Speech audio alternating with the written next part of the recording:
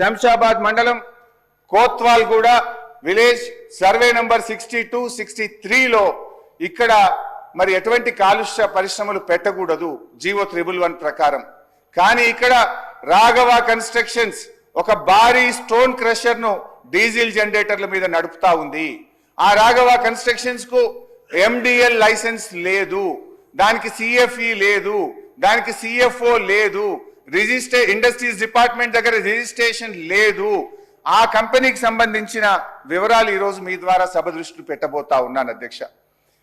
ఈ రాష్ట్రంలో కొత్తగా అధికారంలోకి వచ్చినటువంటి ప్రభుత్వం ఈ రాష్ట్రంలో ఉండేటువంటి అన్ని స్టోన్ క్రషర్స్ ను ఇన్స్పెక్షన్ చేయాలని చెప్పి రాష్ట్రం యొక్క డైరెక్టర్ జనరల్ మైనింగ్ డిపార్ట్మెంట్ 21 మే 2025 నాడు రాష్ట్రం మొత్తానికి కూడా ఆయన ఆర్డర్స్ ఇచ్చినాడు.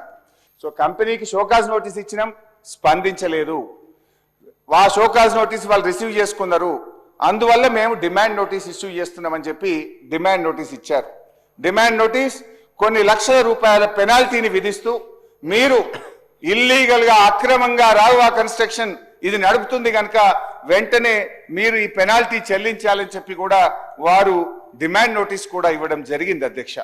వాళ్ళు పొల్యూషన్ కు పాల్పడుతున్నారు, ప్రభుత్వ ఖజానాకు తూట్లు పడుస్తున్నారు, పర్మిషన్స్ లేవు, వెంటనే చర్య తీసుకోండి అని చెప్పి రంగారెడ్డి జిల్లా AD మైన్స్ రాష్ట్ర పొల్యూషన్ కంట్రోల్ బోర్డుకు ఇది 8/8/2025 నాడు రాసిన లేఖ అధ్యక్ష.